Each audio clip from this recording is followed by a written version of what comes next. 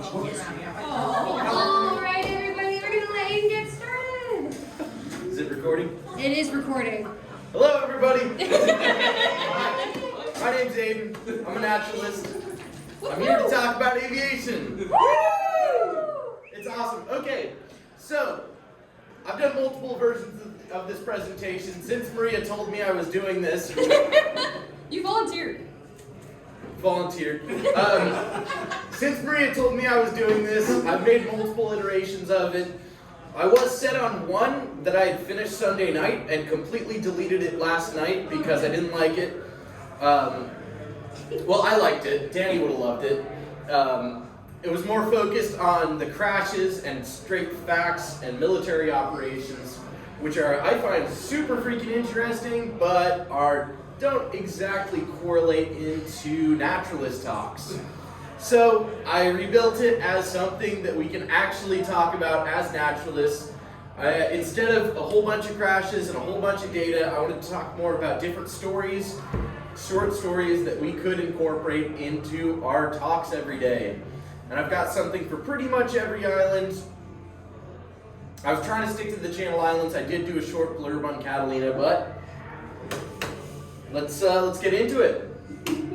Why aviation is important. It's a fun one. Anyways, back in the early days of aviation, there really wasn't much. There was the early days of seaplanes, which we'll get into in a minute. But also there wasn't a ton in terms of vessels that could very easily go to all the islands, especially things like Santa Barbara Island. You needed a really good day. There wasn't a ton of navigational aid, especially based off of what we've got today, which is all I know how to read. Anyways, that's a C-130. I don't know, I forget what this point is called. It's on Santa Cruz front side. I've skipped to it. I have 100 pictures of it in my phone. I still could not figure out what the point is called.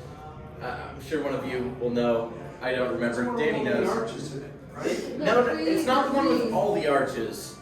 Yeah, the three rockets. It's Arch Rock. Is it Arch Rock? Yeah. It is Arch Rock. Right now. Yeah. It's Arch Rock.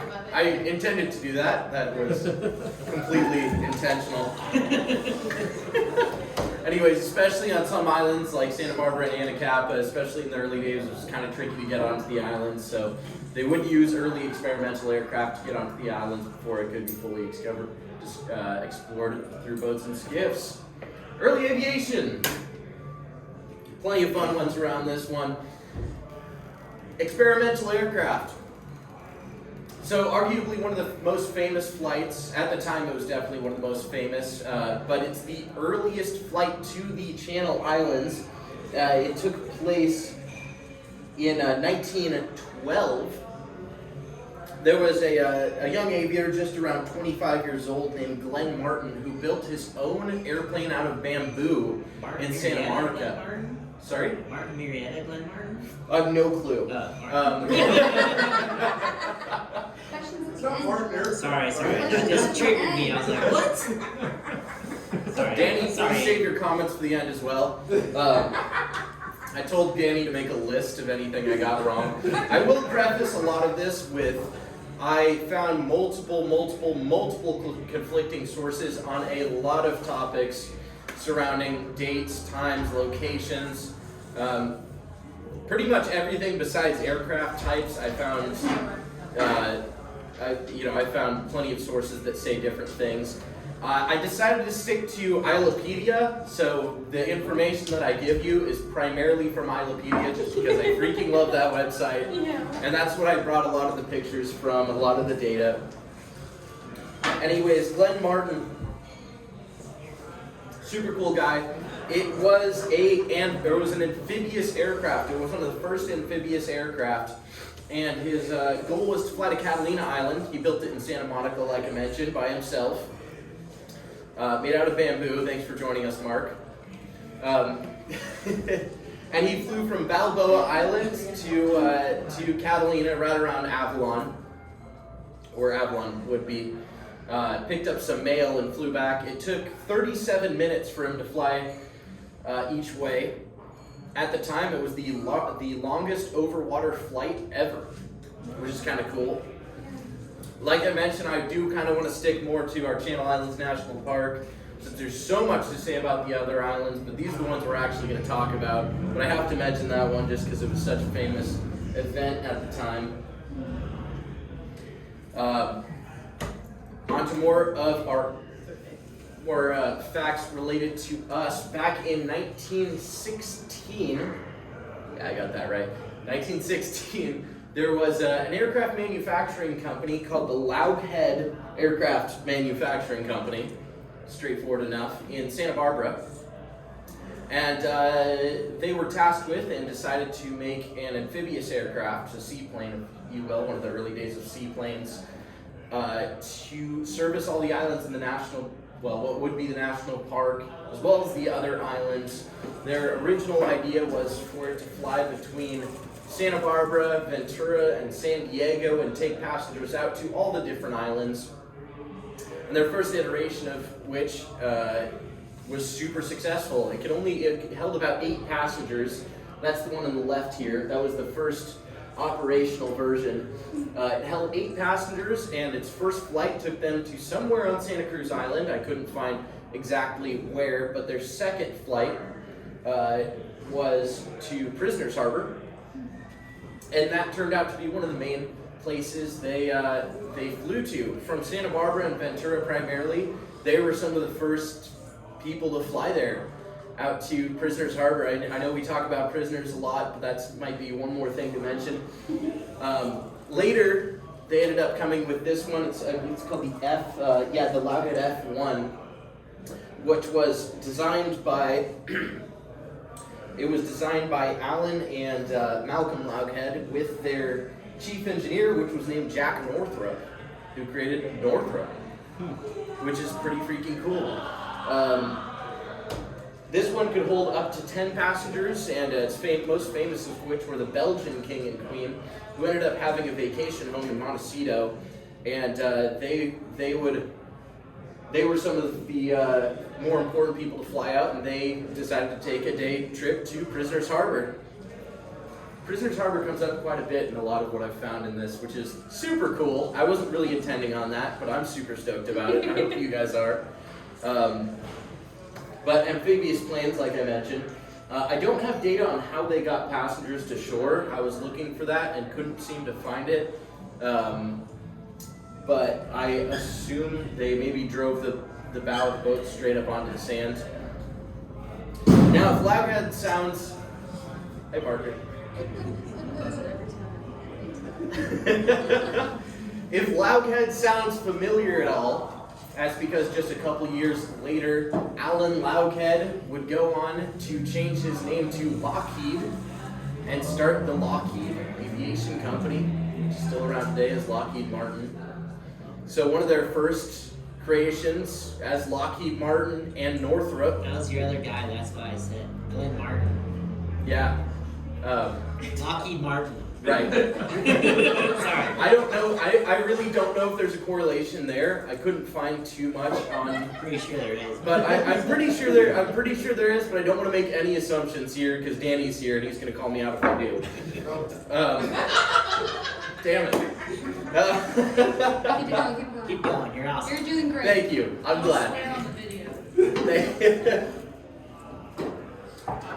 I'm sorry my slides don't look as good as Maria's. Oh my gosh. Kind of wish I knew about that one. They look great. Thank you, Danny. Or Darren. Sorry, I imagine I was responding to Danny a lot during this whole thing. I was writing most of this with Danny in mind. But seaplanes were primarily used, especially during the early days, even up until the 70s. Even if you go on the FAA website, you can still find Avalon listed as a registered seaport for seaplanes. I know they still will fly in there occasionally, though it's not a common seaport anymore. Though, of course, that led to more things like Grumman Gooses by the 70s being used commonly, which is super freaking cool.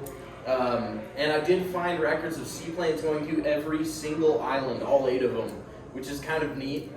when I first wrote that, I was like, there's records of seaplanes going to Catalina and Santa Cruz. Then I found Santa Rosa, and then San Miguel. And I found seaplanes exploring every single freaking island, which I'm so stoked about. I thought that was cool. Anacapa, if you've ever heard of it. Not a whole lot in terms of aviation, primarily because it's so close to the mainland that pretty much anyone can access it if you can make it 12 miles on a boat. There's a couple of big things. Back in 1944, of course during the height of World War II, there was 4 Grumman Avengers out of Port Magoo that was doing they were doing a training exercise, and 2 of them ended up colliding midair right above the lighthouse, right over there. As far as I can tell, one went off the backside, never found. For some reason they couldn't find it, they couldn't recover it. They listed the pilot as deceased and MIA. Couldn't find him. Front side, one landed, crashed, wreckage is still there. You can go dive for it. You can find plenty of pictures of it on dive websites. I actually found a cool picture of it on Spectre's website, and I meant to include it down here. I don't know why I didn't. Like I mentioned, I'm trying to avoid too many crashes. I'm not going to talk about too much about crashes. Do it. Anyways, in January 31st of the year 2000, I'm sure many of you are familiar with this one. There was an MD-83 operated by Alaska Airlines. It was Alaska Flight 261 that ended up crash landing just around 2.7 miles north of Anacapa, killing all 88 people on board. And that was caused by it was a mechanical failure caused by the loss of pitch control in the horizontal stabilizer trim system. It's the very back of the aircraft. It's the horizontal stabilizers, the ones that go up down like this on the tail. Back in those days, you had to manually trim them based off of your weight and balance, and that trim system failed. That ended up making them go into the drink. Super fun. I ended up talking to the Smith boys about that. Apparently their mom was on the recovery team for that one. Not a super happy story. One other crash that I could find on the island was a Cessna 172 that was privately owned. It was just an aviator going out for a flight, and he ended up crash landing on West Anacapa here. Took them about 2 weeks to recover the wreckage, and the pilot unfortunately was deceased. I couldn't find many happy stories around Anacapa, to say the least. But getting on to Santa Cruz Island here, more happy stories. Just a list of the runways, if you guys are ever wondering where the actual airstrips were. The only one that is still operational today is in Main Ranch, as you guys may know. Aircraft still flying in and out of there. They're actually looking for a new operator right now. Kind of cool. I got to look into their business proposal for that. But anyways, Campo Grande, which is right between Potato Harbor and Cavern Point. I had a map, but I couldn't figure out how to put it on here. Don't know why. But right between Potato Harbor and Cavern Point was where aircraft could land. That's how they mostly flew to Scorpion Ranch, and how the early Greenies got on and off the island occasionally, according to a couple sources I found in Islandopedia. On that like flat bit, like on the right? Yeah. Yeah, like okay, got it. Yeah, I yeah. know what part. Kind of cool. I didn't know there was a runway there. But also above San Pedro Point, Main Ranch, Christie's, and the Point, which is on the west end. I couldn't find evidence of the runway at the one on the west end, but kind of cool. I did put in mail delivery here, because in 1943 there was an aviator named Earl Ovington that was tasked with with sending mail to Ambrose Guarini, which was kind of cool, at Scorpion there.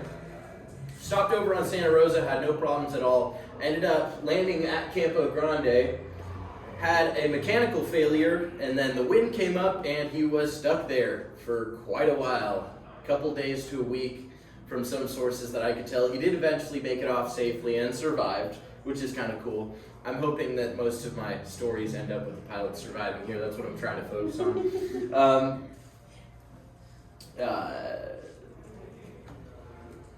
Another one I want to mention, just because this is more recent news, and I do know we talk about it quite a bit, is the boar eradication. I'm really only talking about that because they used helicopters, and I like helicopters. The main helicopters that they used were Hughes 300C, and the man that led them was a New Zealand, a guy knows a team from New Zealand, led by a man named Norm MacDonald. I just like that because it's my favorite comedian's name too. I don't think there's any relation there, in case you're wondering, Phil. But if you guys, the original plan for how they were going to eradicate them was using food to lure the boar into pens, and then coming in with a helicopter and taking them all out. And then supposedly that would also corral more, which they would either take out, or any that were stuck in the pen, they would tag and have them lead them to the rest of the boar. That took around 411 days. They were using that Hughes 300C the entire time, primarily with 223, in case you're wondering, Danny. I know you were. But that was March 2005 to May 2006. Santa Rosa Islands. Plenty of fun history there. I'm only going to mention a few quick stories on this one. But in the 70s, there was two bow hunters that ended up flying to Santa Rosa with the intention of poaching elk. Not a great start to this one, but they ended up flying to, it was right around Carrington, I believe, was where they touched down, and ended up having a bit of a crash landing. As you can see, their aircraft flipped over. It was a frame and fabric aircraft, so a stretched elastic over a metal frame. Anyways, they crash landed there. I realized there was no hope for safety besides going to the Vail Vickers Ranch. So they're in full camo, and they end up hiking all the way to the Vail Vickers Ranch and explaining their situation. They said they were just weekenders going out for a flight, yet they're in full camo. I don't know how that was received, but according to Eric Vail, they were sent back on a boat to go get replacement parts. By the time they came back, about a week later, they came to find that the cows had stripped all of the fabric off their aircraft. Which, if you don't know anything about airplanes, they kind of need that to fly. So, What year was this season? that's a great question. That's somewhere in the 70s. I heard anywhere from 73 to 77 from different sources. Like I mentioned, there's a lot of conflicting information with a lot of this because it's all word of mouth. And especially back in those days, all of the small private aviation crashes were not registered with the FAA, which is where I usually go for that kind of info. Other fun aviation stuff. If you were on the field trip to the Natural History Museum with us last week, you might have heard at least 2 or 3 times Dr. Hoffman's story on the aerial surveys that were being conducted, and by the time they landed on Santa Rosa at the airport there, they were doing aerial surveys over Santa Rosa. They landed there, and the second they landed, people ran out to the boat to tell them about Pearl Harbor, which had just happened at the same time, which led to them using that aircraft that was for surveys to try to pull people off the island. Less than fun story on that one. I'm trying to keep this positive. San Miguel. Not a lot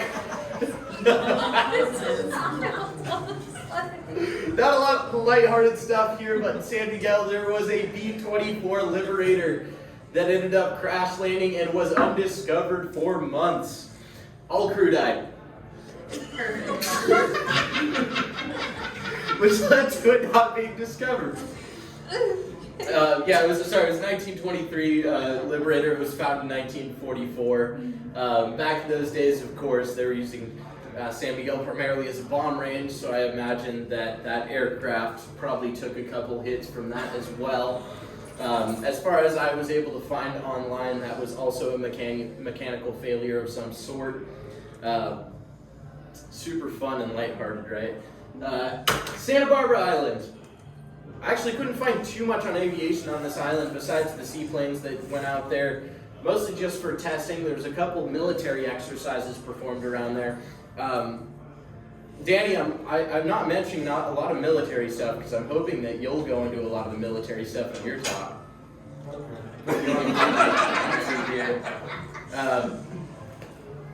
But there is a pretty cool story of two aviators back in the 70s. Skipping on. Back in the 70s, that decided to go and explore and land on every single one of the islands they could, and a pair of twin Cessnas. These were early 172s. These were both pictures of the same trip. Again, I've never been to Santa Barbara, so I don't know where that is on the island, but cool little picture that I found. I will mention, like I said, I'm going to stick to the Channel Islands, but Catalina Islands. Just because there's so much cool history there, I felt it wrong to leave it out. But let's talk about AVX, the airport in the sky. Why it's so cool and why it's super dangerous. Why it's super cool. It was established in 1941 by Philip K. Wrigley. They took 2 hills to blast it out. The runway as it sits today is around 3,000 feet long, with the usable space being around 26 feet. If you know anything about the runway, since it sits kind of right on that hilltop there, it goes 1,300 feet up and 1,300 feet down. So a lot of people will come in on final approach, and I'll explain one or two incidents where that ended up being a problem, because a lot of people will fly in, see the only up part out on their approach and not see the part where it goes down on the end, and think it's only 1,300 feet, go to try to abort their launch and end up crashing into the cliff sides. Probably the most famous of which was in 1997. It was Citation Ultra, and they originally asked, it turns out it was a friend of mine, they originally asked a pilot named Dennis Courtney's to do this flight, since he had landed there quite a few times and he had just acquired one of these aircraft. But 5 people and 2 pilots died after they went 1,300 feet up, tried to abort their launch, and crashed into the cliffside. Fun things, DC-3s. So if you've ever been to Catalina's Airport AVX, they call it, there's a cafe called the DC-3 Cafe, really good bison burgers, by the way, where these aircraft, DC-3s, this one was the first one purchased by Philip K. Wrigley in 1940, or it was built in 1944. He rebuilt it in 1947, passengers. It was originally military, I believe, but he rebuilt it for passengers, and it was the first airline to take people to and from the islands. This exact aircraft was still used through the 60s and 70s, which is kind of cool. Other airlines that serviced the island were United. They were actually the first large company to come in and take people to the islands. Catalina Airlines, Pacific Airlines, Catalina Vegas Airlines, Golden West Airlines, Trans-Catalina Airlines. All those are all gone, but they did service the islands at one point. Kind of cool thing about Golden West Airlines, they also ran a fleet of seaplanes. This is one of theirs right here. They operated out of Avalon, like you can see the casino there, and 2 harbors as well, so they did a bit of both. There was quite a bit of seaplanes on Catalina, which I find super cool, but this iteration, they could actually land on land as well. They didn't need to land on water. They could go take off out of Avalon and land on a runway somewhere in LA. Quick timeline if you guys are wondering. What kind of plane was that seaplane? Goose on the left. Yep, Growing Goose. Thank you, Danny. Get out there, dude. That's the one that Danny. That's correct. Thank you, Danny. Quick timeline if you guys, I know you guys know most of this stuff, but they did do some Cold War testing out there, which I don't go into too much, but there was a few crashes on the islands because of that. That's what I'm trying to avoid here with my presentation. Modern aviation use. You guys might recognize this aircraft. This is the helicopter. It's a Sikorsky. It's a Sikorsky HH-60L Firehawk. They call it the Copter 964. It's what they use pretty much for all recoveries nowadays. That's when we say it takes 13 minutes to recover somebody to get from the mainland to the islands. That's the aircraft they're using primarily nowadays. You guys know, I'm not going to bore you with too much of the other stuff. You guys know about the scientific research. You guys know about the aerial surveys going on above the Nature Conservancy side right now? No? Oh. Well, there's aerial surveys going on above the Nature Conservancy. In the last couple weeks, I don't know if it's still ongoing, but they've been doing this since the Nature Conservancy started, which is super cool. I'd love to be a part of that. I even asked Mithra about a little bit of it. She had some cool things to say about it. You know about most of this stuff today, but in terms of the strict regulations, if you're ever wondering, you cannot, as a civilian, land on any one of the islands in the national park unless the park authorizes it, which they almost never do. Ranger transportation. Rosa passenger transportation, kind of cool. It's a project that I've been working on with my dad and a couple other people. We're bringing transportation back to Santa Rosa Island. It's hopefully starting late summer, early fall. Last couple things are in place right now, but we're hoping to see airplanes flying in. The national park authorizes about 2 landings a day on Santa Rosa. Hopefully it'll extend to San Miguel as well. Which hopefully we won't see a decrease in skiffing trips, because I know we love those, but I'm hoping we actually see an increase because of more people traveling there. You can ask me more about that later if you do have any questions about that. But Channel Islands Aviation never landed at Miguel with passengers? Or Correct. Just with biologists? I think it was only biologists. Okay. I read a cool excerpt from Mark Oberman, which on his last flight to San Miguel, it was in the logs I read when I was there with you. As far as I know, it was only biologists and park personnel. I think there's no open concession for San Miguel, but I think it's in the talks right now, trying to make it happen eventually. Would it be at the ranger station and not the lake bed? Correct. Mark Oberman does talk about the lake bed one though in his last flight, which is pretty cool. One last. For Miguel in the past or in the future now, like of landing civilians? We're hoping to. There's talks at the national park right now. Literally, this next week there's a meeting with John that gives me concessions. Couple things. I kind of added this one in last minute, but things to incorporate into talks if you want. You know, Alaska Flight 261 on Anacapa. Kind of grim, but very important. You know, fairly important for the area and the FAA and aviation. Aerial surveys on Santa Cruz, you can talk about those anywhere. The elk board poachers, I think that's a funny story that I'm definitely going to talk about when I'm leading hikes at Cherry Canyon. And the B-24 crash on San Miguel. I thought I put a picture here, I must not have, but there's still a couple things here today. The end, Danny, you can share anything. I got it wrong now.